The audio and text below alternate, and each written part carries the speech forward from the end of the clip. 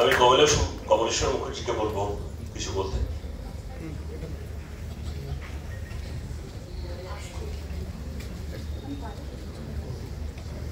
ধন্যবাদ। মঞ্চে উপবিষ্ট এবং সামনে যারা দর্শক আসনে রয়েছেন প্রত্যেককে আমার শ্রদ্ধা। আজকের যে বিষয়, সে বিষয় হচ্ছে ভয়। এই ভয়ের বিষয়ে কথা বলতে গেলে আমার প্রথম যে উদাহরণটা মনে পড়ে সেটা হচ্ছে একটা সময় জেরেমি বেন্থম তিনি একটা কারাগার এঁকেছিলেন। সেই কারাগারটা একটা টাওয়ার ছিল আর চতুর্দিকে তার ব্যাগ ছড়ানো ছিল, যেখানে ছোট ছোট গড়ার দেওয়া জেলখানা রয়েছে এবং প্রত্যেকটা জেলখানায় একজন করে কয়েদি রয়েছে।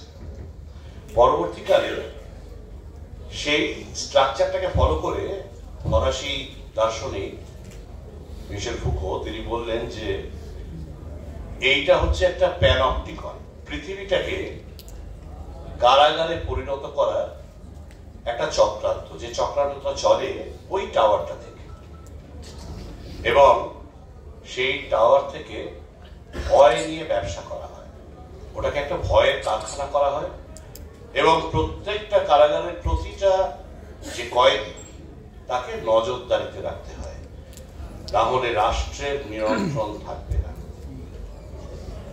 আর সেই কারাগারে যে রাষ্ট্রের পক্ষে কথা বলে তাকে সবসময় ভালো মন্দ খেতে দেওয়া হয়, আর যে রাষ্ট্রের বিপক্ষে কথা বলবে হয় তাকে হাতে বা ভাতে মারা হয়। আমার মনে হয় না এইটুকু বলার পর এটা বুঝিয়ে দেওয়ার দরকার আছে যে সেটা কোথায় কিভাবে আমরা দেখতে পাচ্ছি। বিষয়টা হচ্ছে যে যাবতীয় অন্যায়, যে কোনো অবিচার, সেখানে দুটো পক্ষ সবসময় তৈরি হয়।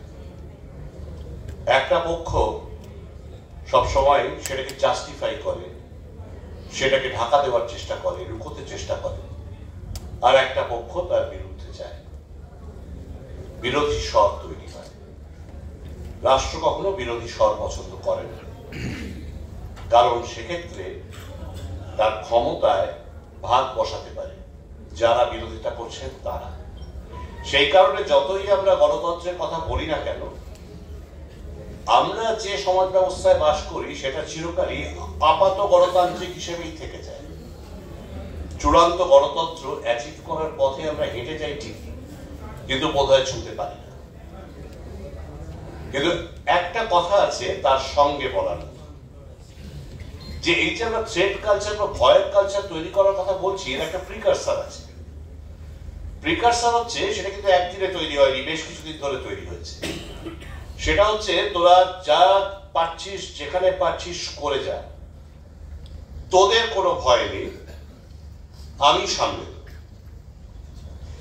এই যে যা ইচ্ছে যেখানে ইচ্ছে যথেচ্ছাচারের যে কালচার, সেই কালচারটা ছিল প্রিকারসার। তার রেজাল্টটা হচ্ছে আজকে যে ভয়টা তৈরি করা হচ্ছে, যে আমি যা করেছি তার বিরুদ্ধে কিছু বললে আমি কিন্তু দেখে নেব। কিন্তু মুশকিল হচ্ছে এটা তো ছোট ভয়। এই কারণে, কারণ মানুষকে ভয় দেখাতে কখন হয়? যখন ক্ষমতা ভয় পায়। ক্ষমতা যখন হাত থেকে বেরিয়ে যাচ্ছে, এইরকম সময়ে কিন্তু ক্ষমতা ভয় দেখাতে শুরু করে মানুষকে, যাতে সে হাত থেকে বেরিয়ে না যায়। আর যত বেশি ভয় দেখানো হয় তত বেশি মানুষের বিরোধী স্বর, আরো বেশি মানুষ সোচ্চার হয়ে ওঠে। এটা পৃথিবীর ইতিহাস দেখিয়েছে। কখনোই দেখা যায়নি যে যত বেশি অপারেশন তৈরি করা হয়েছে মানুষ ভেঙে গেছে, উল্টে না। মানুষ তো, মানুষের অ্যাডাপ্টেবিলিটি ভয়ঙ্কর। মানুষ একটা সময় পর্যন্ত সহ্য করে, তারপর ঠিক রুখে দাঁড়ানো, তারপর ঠিক আবার বদল আনে। সেই বদলের ভয় যখন আসে, সেটা কিন্তু বৃহৎ ভয়। তখন এই যে ছোট ছোট ভয় দেখানো গুলো, এগুলো সব হাপিস হয়ে যায়। একটু আগে স্যার যে কথাটা বললেন, কথাটা খুবই সুন্দর। আমি আর একটা লাইন গুছিয়ে বলবো খালি, সেটা হচ্ছে যে সমস্ত যুদ্ধক্ষেত্রেই মানুষ লড়েছেন। প্রথম কথা মনে রাখতে হবে, সব যুদ্ধ জেতার জন্য লড়া হয় না। কিছু কিছু যুদ্ধ এই জন্যও লড়া হয় যে কেউ একজন লড়েছিল সেইটার প্রমাণ রেখে দেওয়ার জন্য। আর দ্বিতীয় বিষয় একটা বলবো, সেটা হচ্ছে পৃথিবীর ইতিহাস কিন্তু যারা লড়াই করে বেঁচেছিল তাদেরই মনে রেখেছে, যারা আপোষ করে বেঁচেছিলেন তাদের মনে রেখেছে। ধন্যবাদ। ধন্যবাদ জাস্টিস অশোক গাঙ্গুলি, কমলেশ্বর মুখার্জি, ডক্টর ইন্দ্রজিৎ রায় এবং ডক্টর শঙ্কর কুমার নাথ। আমি সৌরভকে বলবো সামনে ওনাদের হাতে আমাদের যে দ্রোহকালের সংকলনটা তুলে দিতে। আমি পরিচয় পাল্টাকেও ডেকে নেব। অনশনকারী আগেই দেওয়া কথা ছিল, একটু স্টেজে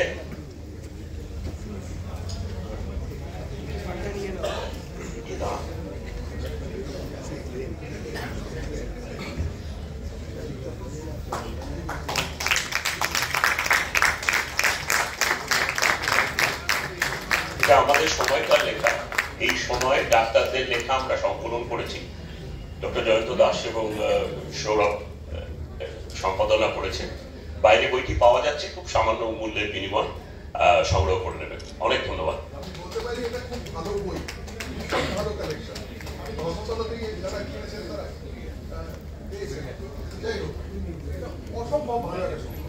থ্যাংক ইউ।